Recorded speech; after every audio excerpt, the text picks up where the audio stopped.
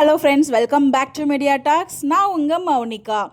இன்றைக்கி ப்ரொமோவில் நம்ம எல்லாருமே வந்து பார்த்தீங்கன்னா ரொம்பவே என்ஜாய் பண்ணியிருப்போம். பிகாஸ் நம்ம எல்லாரும் எதிர்பார்த்த ஒரு தருணம் வந்து நடந்துருச்சு. இந்த வீடியோ வந்து பார்த்தீங்கன்னா ஃபாலோவர் கமெண்ட்ஸ்க்கான வீடியோ. அப்படியே நம்மளோட கமெண்ட்ஸு நம்மளோட தாட்ஸையும் சேர்த்து பேசலாம் அப்படின்ற ஒரு வீடியோ தான் ஷேர் பண்ணியிருக்கேன். ஆர்த்தி சிஸ்டர் தான் வந்து கமெண்ட் பண்ணியிருக்காங்க. Yes sister, super promo.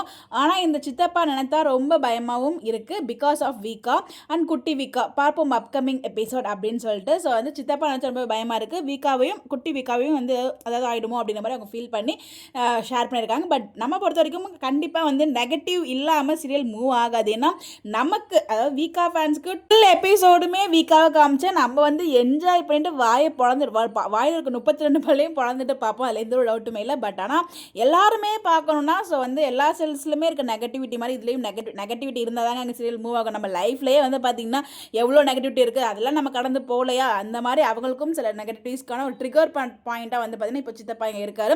சித்தப்பா மட்டும் தான் தெரிஞ்சு அங்கே நெகட்டிவாக இருப்பார்னு நினைக்கிறேன். பாட்டி சித்தி எல்லாமே திருந்தின மாதிரி தான் நமக்கு இப்போதைக்கு காமிக்கிறாங்க. பட் உள்ளே வந்து சித்தப்பாவோட பசங்கள்லாம் என்ட்ரி ஆகிட்டாங்கன்னா அவங்க அம்மாவும் மாறிடுவாங்க. தெரியல எப்படி கொண்டு வர போகிறாங்க அப்கமிங் ட்ராக் அப்படின்னு நம்மளால கெஸ் பண்ண முடியாது.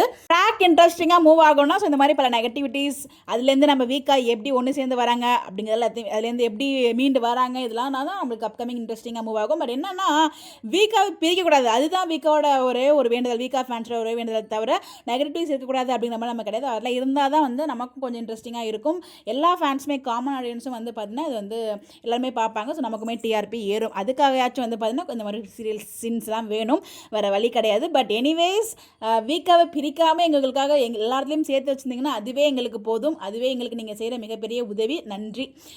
ஏன்னா வீக்கா ஃபேன்ஸை புரிஞ்சுக்கிட்டு தான் மேக்ஸிமம் வந்து பார்த்தீங்கன்னா நிறைய விஷயங்கள் வந்து ஃபேன்ஸ்க்காகவே நம்ம மகாநதி டீம் வந்து பண்ணுறாங்க. மற்ற சீரியல்ஸ்லாம் பண்ணுவாங்கன்னா நமக்கு தெரியல. பட் ஆனால் மகாநதியில் நிறைய விஷயங்கள் சேஞ்சஸ் பண்ணியிருக்காங்க. நம்ம அதை பற்றி நிறைய டிஸ்கஸ் பண்ணியிருக்கோம். எல்லாத்துக்குமே வந்து பார்த்தீங்கன்னா காரணம் வீக்கா ஃபேன்ஸோட பவர் தான்.